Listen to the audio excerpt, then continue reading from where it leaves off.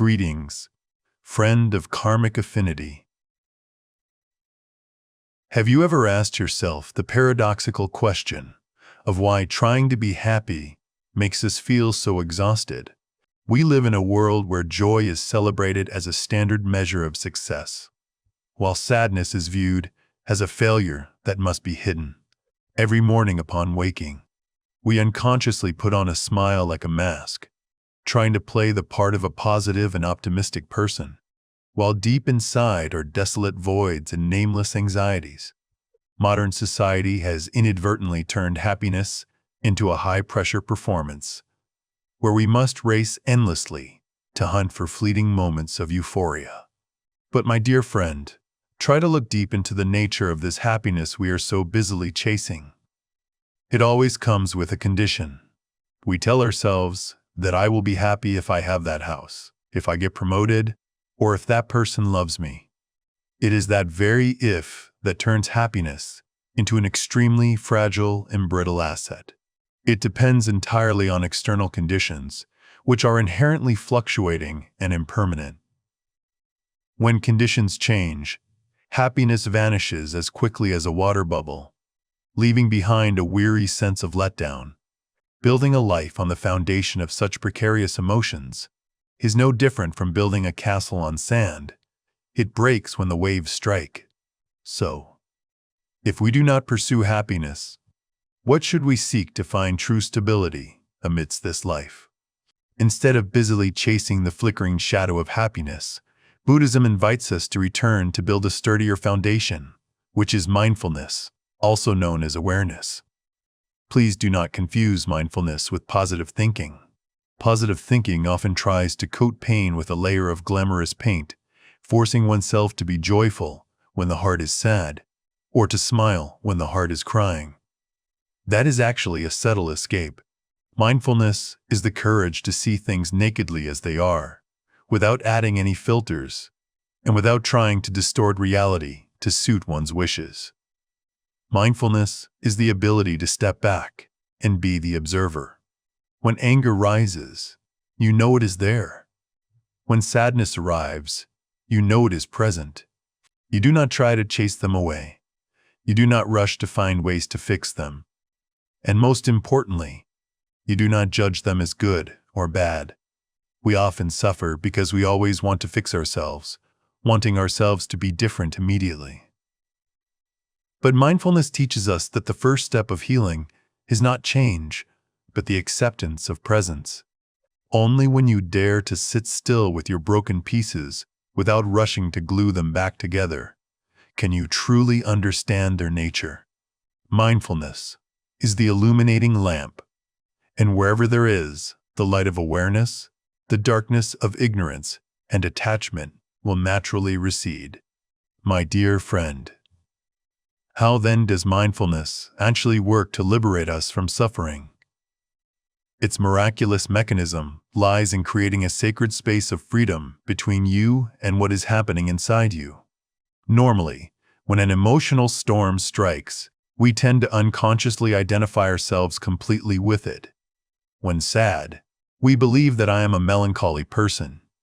When angry, we believe that I am a hot-tempered person. We let emotions color and dictate our entire human value.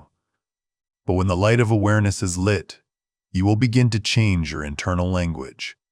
Instead of saying, I am sad, you will gently observe and say that, I see a sadness passing by. This tiny change creates a great separation.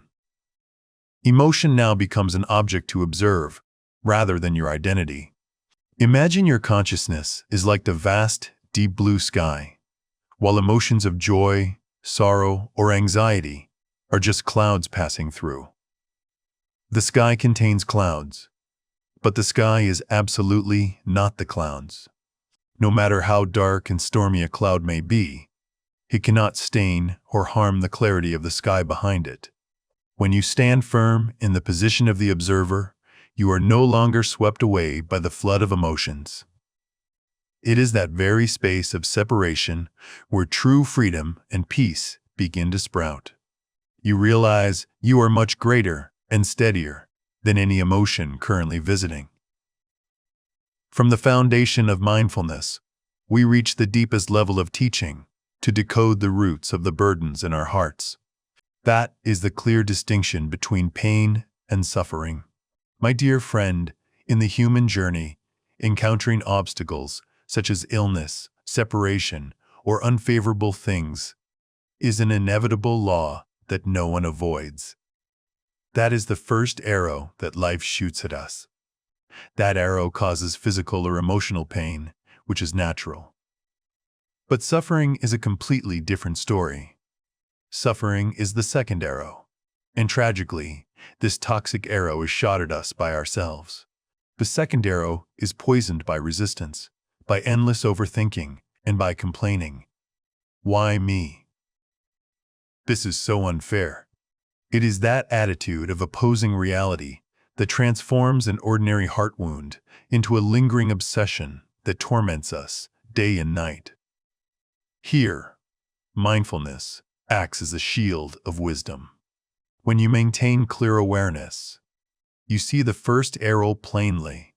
You accept the pain as it is without weaving any tragic stories around it. You do not identify yourself with the role of a miserable victim. Because of that, you do not shoot a second arrow into the bleeding wound. Etch this truth into your heart.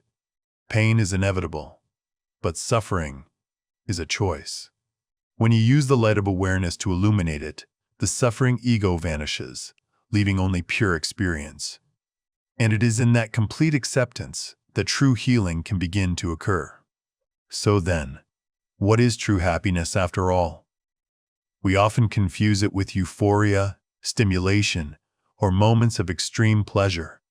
But those emotions are like a straw fire, flaring up strongly, then fading quickly, leaving behind the ashes of emptiness and exhaustion. Under the light of mindfulness, happiness takes a different form, much more quiet and persistent. It is stability. Happiness is not when life is windless, but when you stand in the middle of a storm, yet your mind does not waver. It is the state of not overreacting to the gains, losses, praise, or blame of the world. When you can smile serenely, observing everything come and go without clinging or fear. That is the ultimate peace and freedom that no external condition can take away from you. My dear friend, looking at modern culture today, we see an abundance of promises regarding instant happiness, three-step formulas to always be positive, or shortcuts to change your life overnight. We are easily swept into the illusion that we can reach peace without having to laboriously face the darkness within ourselves.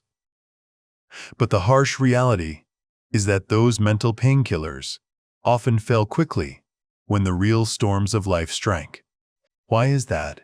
Because you cannot build a sturdy house on sinking sand.